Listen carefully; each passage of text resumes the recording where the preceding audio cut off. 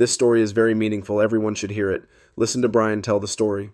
My name is Laura Bennett, and I'm 42 years old, a single mom living in a quiet little town in Oregon where the pine trees stretch endlessly into the horizon and the air always smells faintly of earth and rain. I work at the local library, a job that suits me, surrounded by books, order, and silence. My life has been steady, predictable, ever since my husband, Tom, passed away 10 years ago in a car accident that left me and my son, Eric, to piece ourselves back together. Eric's 21 now, a college kid who's grown into a man faster than I could have imagined, with sharp green eyes like his father's and a quiet intensity that sometimes catches me off guard. We've always been close, maybe too close, but I never thought much of it, until that night on the trail, when he looked at me with those eyes and said words that shattered everything I thought I knew about us. It was a crisp afternoon in March 2025, the sky a vivid blue, the kind that makes you feel small beneath it. Eric had come home from college for a short break, and we decided to hike a trail we used to love when he was little, a winding path through the forest that opens up to a clearing with a view of the valley below. The air was sharp with the scent of pine, and the crunch of leaves under our feet felt like a rhythm I'd forgotten. We'd been walking for a while, talking about nothing important, just the way the trees smelled or how the wind felt cooler than it used to. I was starting to relax, my shoulders loosening as the sunlight filtered through the branches, dappling the ground in gold. Maybe I'd overreacted to the strange tension between us the night before, when he'd sat too close on the couch, his hand brushing mine in a way that sent a jolt through me I couldn't explain. Maybe it was just me, reading too much into a moment that meant nothing. But then he stopped walking, right there in the clearing, and turned to face me. The sunlight caught his face, casting shadows under his eyes, and for a moment he didn't look like my son. He looked like a stranger, someone I didn't know how to reach. His green eyes, so much like Tom's, held a weight I hadn't seen before, and the air between us thickened, pressing against my chest. "Mom," he said, his voice low, almost trembling. "I need to tell you something." My stomach dropped, a cold dread creeping up my spine. I wanted to turn away, to keep moving, but my legs felt rooted to the ground.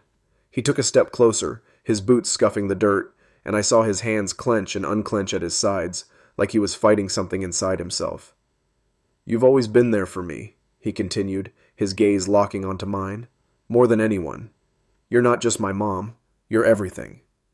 The words hit me like a punch, stealing the breath from my lungs. I felt my face flush, then drain of color, a dizzying mix of shock and fear swirling in my head. "Eric," I whispered, my voice barely audible over the rustling leaves, "don't. You don't mean that." But he stepped closer still, his hand reaching for mine, and when his fingers brushed my skin, that same electric shock from the night before sparked through me, stronger this time, sharper, a warning I couldn't ignore. His touch lingered, his thumb grazing my knuckles, and I hated how my body reacted, how it betrayed me with a shiver I couldn't hide. "I do mean it," he said, his voice steady now, too steady, like he'd rehearsed this. "I've tried to fight it, but I can't, and I think you feel it too." Panic clawed at me, hot and suffocating, and I yanked my hand back, my heart slamming against my ribs. "No, Eric, stop," I said, my voice cracking, raw with desperation. "This isn't right. You're my son." The words felt heavy, jagged, like they were cutting me as I spoke them. His face twisted, hurt, defiance, something darker, and he opened his mouth to argue, but then the bushes rustled behind us, loud and sudden. I spun around, my pulse racing, and Jake Dawson stepped out, his dark hair tangled with twigs, his eyes narrowed as he took us in. Eric's college roommate, all sharp edges and restless energy, stood there like he'd been waiting for this moment. "What the hell, Jake?" Eric snapped, his voice slicing through the silence, thick with anger. "What are you doing here?" Jake crossed his arms, his stance casual but his jaw tight, and I felt his gaze on me, heavy and accusing. "I came to check on you, man," he said, his tone cold, deliberate. "You've been off for weeks, writing those creepy letters, zoning out whenever we talk about home. I didn't think it'd be this." He waved a hand between us, and shame burned through me, hot and bitter, even though I hadn't crossed any line. Eric lunged forward, shoving Jake's shoulder hard enough to make him stumble. "This isn't your business. Get out of here." But Jake didn't budge, his eyes flicking to me again, sharper this time. "It is my business when my best friend's losing it. And you," he pointed at me, his voice dropping low, "you're just letting this happen?" I opened my mouth to protest, to scream that I wasn't letting anything happen, that I was drowning in this as much as Eric was, but the words wouldn't come. My throat tightened, my hands trembling at my sides, and all I could do was stand there, caught between them. Eric shoved Jake again, harder, his face red with fury. "Shut up, Jake, you don't know anything." Jake pushed back, and for a moment I thought they'd come to blows, their voices rising, overlapping, Eric's rage, Jake's cold insistence, until I couldn't take it anymore. "Stop it," I shouted, my voice breaking through the chaos, shrill and desperate. "Both of you stop! Eric, we're going home, now!"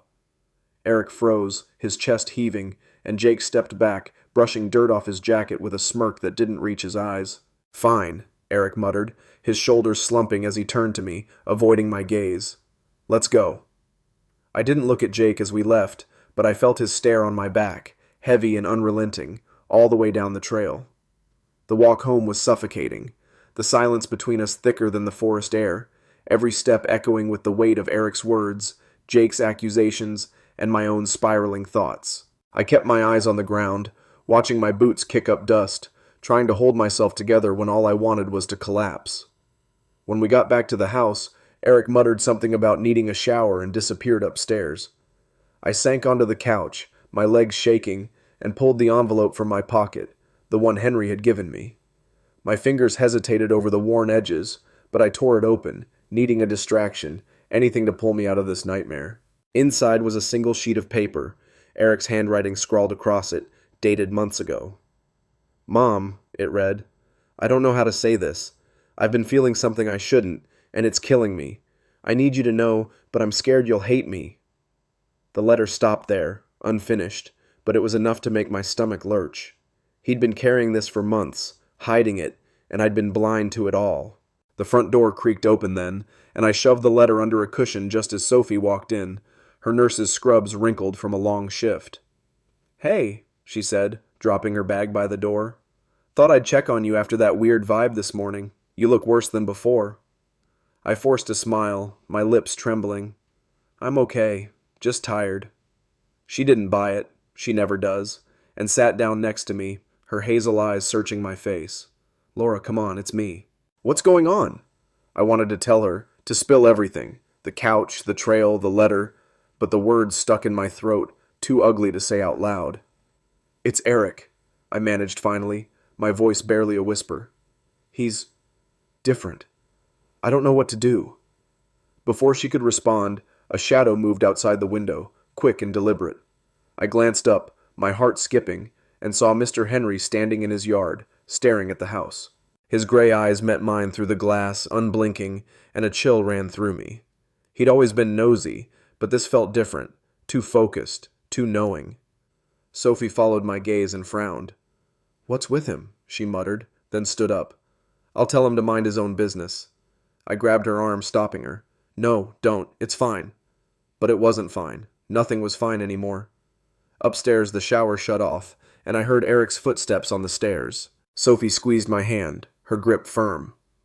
"Whatever's going on, you don't have to figure it out alone," she said quietly. "I'm here." I nodded, grateful but still lost, as Eric came into view, his hair damp, his expression closed off. "Hey, Sophie," he said, his tone flat, and she gave him a tight smile. "Hey, kid, you holding up?" He shrugged, avoiding both our eyes, and I knew then that we couldn't keep pretending. Something had to give, but I had no idea what or how much it would cost us.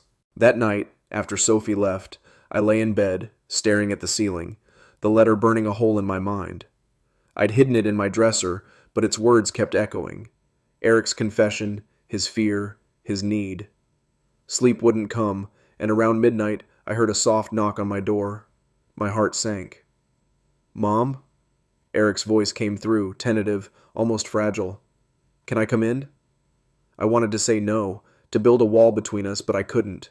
"Come in," I whispered, pulling the blankets tighter around me like a shield.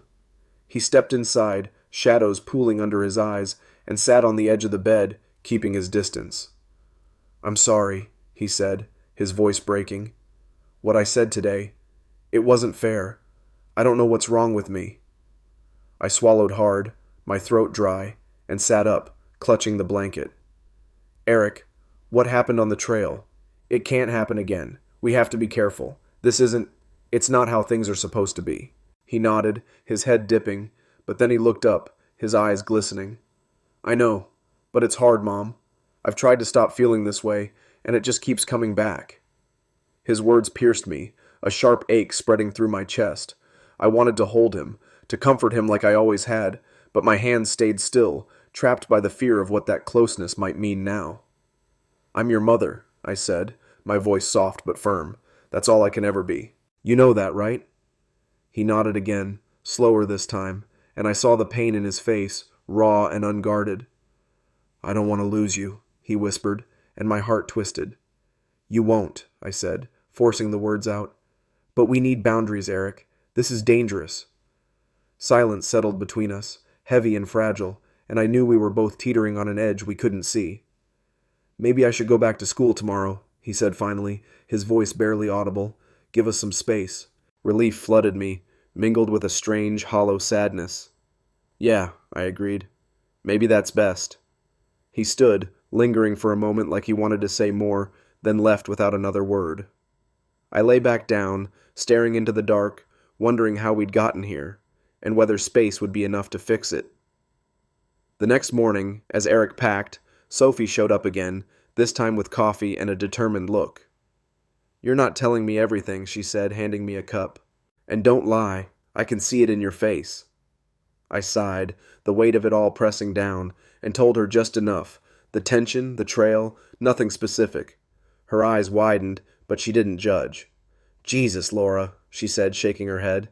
You need to talk to someone, a professional. This is too big for you to carry alone. I nodded, knowing she was right, but the thought of saying it all out loud to a stranger made my stomach turn. Outside, I caught Henry watching again, his silhouette stark against the morning light. This time, he held something, a small, leather-bound book, and when our eyes met, he turned away fast, disappearing into his house. Unease prickled my skin. What did he know? What had he seen? Eric came downstairs then, his duffel bag slung over his shoulder, and I walked him to the door, my hands itching to hug him but staying at my sides. Call me when you get there, I said, my voice tight. He nodded, his eyes searching mine, then left without a word. The house felt empty the second he was gone, a void I couldn't fill.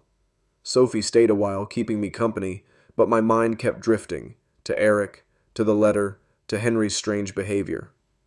Later that day, I went to the library, needing routine to ground me. As I shelved books, a woman I didn't recognize approached, mid-30s, blonde, with sharp blue eyes and a nervous smile. You're Laura Bennett, right? She asked, her voice hesitant. I nodded, wary. I'm Claire, she said, glancing around like she didn't want to be overheard. I used to know Tom, your husband. I heard Eric was back in town, and I thought you should know something. My heart stopped. What? I asked, my voice barely a whisper. She leaned closer, her breath warm against my ear. There's a chance Eric isn't Tom's. I'm sorry, I just couldn't keep it in anymore.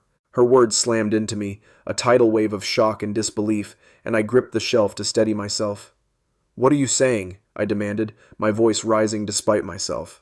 Claire flinched, stepping back. I had an affair with Tom years ago. When I found out I was pregnant, he begged me to leave town. I did, but I gave the baby up. Eric. I think he might be mine. My knees buckled, and I sank to the floor, the world tilting around me. Claire knelt beside me, her hands hovering, unsure. I didn't mean to drop this on you, she said, her voice trembling. But when I heard he was here, I had to know if it was true. I couldn't speak, couldn't think. The library blurred around me, voices fading into a dull roar. Claire left after a mumbled apology, slipping out before I could stop her, and I sat there numb until closing time. When I got home, a package waited on my doorstep. No return address, just a scrawled note. From Eric. Inside was a small worn journal. Tom's, I realized, my hands shaking as I opened it. The last entry, dated a month before he died, read, I think Eric's not mine. I can't prove it, but I see her in him every day. Laura can never know. I dropped the book, my breath coming in gasps, and outside Henry's porch light flickered on, his shadow moving behind the curtains. He'd known. Somehow he'd always known. The journal hit the floor with a soft thud, and I stared at it, my chest heaving as if I'd run a mile. Tom's handwriting, slanted, messy, so painfully familiar, swam in my vision, each word a knife twisting deeper. Eric, not his, not mine in the way I'd always believed. My hands pressed against my face, cold and clammy, trying to hold back the sob clawing its way up my throat. The house was too quiet, the kind of silence that presses in until you feel it in your bones, and all I could hear was my own ragged breathing. I stumbled to the couch, collapsing onto it, my mind racing in circles. Claire's nervous eyes, Tom's secret, Eric's confession on the trail. It was all connected, wasn't it? A tangled mess I'd been too blind to see. Outside, Henry's light flickered again, and I forced myself to stand, peering through the window. His shadow shifted, pacing behind the thin curtains, and a shiver ran down my spine. He wasn't just a nosy old man. He'd been watching us for years, his quiet presence a constant I'd dismissed as harmless. But now, with Tom's words echoing in my head, I wondered what he'd seen, what he'd pieced together that I hadn't. I grabbed my coat, my hands trembling as I fumbled with the zipper, and stepped outside into the chilly night. The air bit at my skin, sharp and unforgiving, but I didn't care. I needed answers, and Henry was the only one close enough to have them. His porch creaked under my weight as I knocked, the sound loud in the stillness. The door opened slowly, and there he was, gray hair thinning, eyes sunken but sharp, like he'd been expecting me. "Laura," he said, his voice gravelly, "you're out late." I didn't waste time. "What do you know about Eric?" I demanded, my voice shaking but firm. "About Tom?" He blinked, then stepped aside, gesturing me in. The house smelled of stale coffee and dust, cluttered with old newspapers and faded photos. He didn't sit, just stood by the fireplace, watching me with those piercing eyes. "I figured you'd come eventually," he said finally, his tone heavy. "Saw it in the boy years ago, something off, something that didn't fit." My stomach churned. "What are you talking about?" I asked, my hands balling into fists. He sighed, running a hand through his hair. "Tom came to me once, drunk out of his mind maybe a year before the crash. Said he'd messed up, had a fling, got some girl pregnant, didn't know what to do when she showed up with a kid. Said he took the boy in, raised him as his own, but it ate at him. I told him to tell you, but he wouldn't. Said it'd break you." I felt the floor tilt beneath me, my knees buckling, and I gripped the arm of his ratty old chair to stay upright. "You're lying," I whispered, but I knew he wasn't. It matched Claire's story, Tom's journal, too perfectly to be coincidence. "I'm no liar," Henry snapped, his voice rising. "I kept my mouth shut for Tom, but I watched that boy grow up, saw the way he looked at you even back then. Wasn't right, Laura. Wasn't natural. And you," he pointed a gnarled finger at me, "you let it fester, too soft on him, too close." Anger flared in me, hot and sudden, drowning out the fear. "Don't you dare blame me," I shot back, stepping toward him. "I loved my son. I still do. I didn't ask for this." He smirked, a cruel twist of his lips. "Maybe not, but you didn't stop it either, did you?" I wanted to hit him, to scream, but the truth in his words pinned me in place. I turned and stormed out, the door slamming behind me, and stood on his porch, gulping cold air until my head cleared. Back in my house, I paced the living room, Henry's accusations mixing with Tom's confession, Claire's bombshell, Eric's voice on the trail. "You're everything." I couldn't breathe, couldn't think straight, and then the phone rang, shrill and jarring. I grabbed it, my hands slick with sweat, and saw Eric's name on the screen. My heart stopped. I answered, my voice barely a whisper. "Eric?" "Mom," he said, his tone tight, strained. "I found something else in Dad's stuff. A letter addressed to you. It was hidden in the journal. I read it." I closed my eyes, dread pooling in my gut. "What does it say?" I asked, already knowing I wouldn't want to hear it. He hesitated, his breathing uneven through the line. "It says he knew I wasn't his. Says he met my real mom, Claire, before he died, told her to stay away. He wrote it the day of the accident." "Mom, what's going on?" His voice broke, and I heard the panic in it, the same panic tearing through me. "Eric," I said, my throat tight, "come home. We need to talk." He didn't argue, just muttered a quiet, "Okay," and hung up. I sank to the floor, the phone slipping from my hand, and stared at the journal still lying where I'd dropped it. Tom had known, had carried this lie until it killed him, left me to pick up the pieces. And Eric, my Eric, who might not be mine at all, was coming back, dragging this mess with him. I didn't know what to feel, Anger at Tom, grief for the life I'd thought we had, or something else, something uglier, for the way Eric's words still echoed in me, tugging at a part of myself I hated to acknowledge. Hours later, headlights swept across the windows, and I heard the crunch of gravel as Eric's car pulled in. I stood, my legs shaky, and opened the door as he stepped out, his face pale under the porch light. He held a crumpled letter in one hand, his duffel in the other, and when he saw me, his eyes filled with a mix of relief and fear. "Mom," he said, stepping closer. "I'm sorry. About everything. I didn't know—" I cut him off, raising a hand. "Don't," I said, my voice steadier than I felt. "Just come inside." We sat at the kitchen table, the letter between us like a live wire. I didn't touch it, couldn't, but Eric pushed it toward me, his hands trembling. "Read it," he said. "Please." I unfolded it, my eyes scanning Tom's scrawl. "Laura," it began, "if you're reading this, I'm gone, and I'm sorry. Eric's not mine. Claire's his mother. I couldn't tell you, couldn't face it. I met her that day, told her to leave us alone, but I saw him in her, and it broke me. I've loved him like my own, but he's not. Forgive me." The words blurred as tears welled up, spilling onto the paper, and I shoved it away, my hands covering my face. Eric reached for me, his fingers brushing my arm, and I flinched, the memory of the trail too fresh. "Don't," I whispered, pulling back. "I can't." He looked crushed, his hand dropping to the table. "I didn't mean to hurt you," he said, his voice small. "I didn't know any of this. I felt something, and I thought—" He stopped, swallowing hard. "I thought it was real." I met his eyes, seeing the boy I'd raised, the man he'd become, and something in between that didn't belong to me anymore. "It's not your fault," I said finally, the words heavy but true. "None of this is, but we can't go back, Eric, not to how it was." He nodded, slow and pained, and we sat there, the silence stretching until it hurt. Then he stood, grabbing his bag. "I'll go," he said. "I need to figure this out. Find Claire, maybe. I don't know." I didn't stop him this time, didn't have the strength. As he reached the door, he turned back, his voice soft. "I love you, Mom. Always will."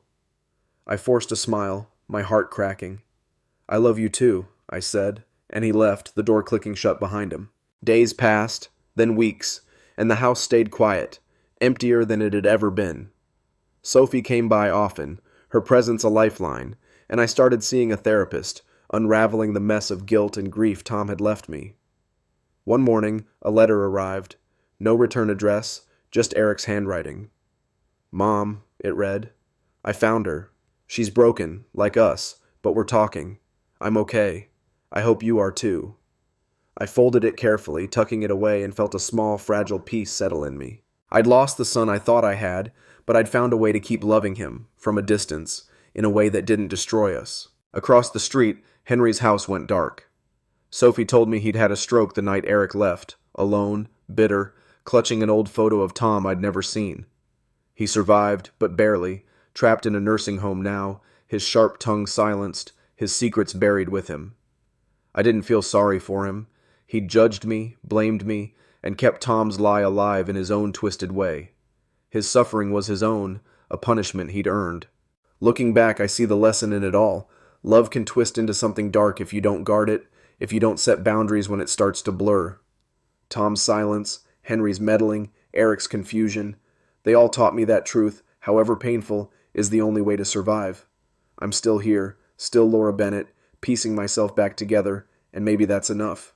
What do you think? Could I have stopped this sooner? Should I have seen the signs? Tell me your thoughts, because I'm still figuring out what comes next, and I'd love to know what you'd do in my shoes.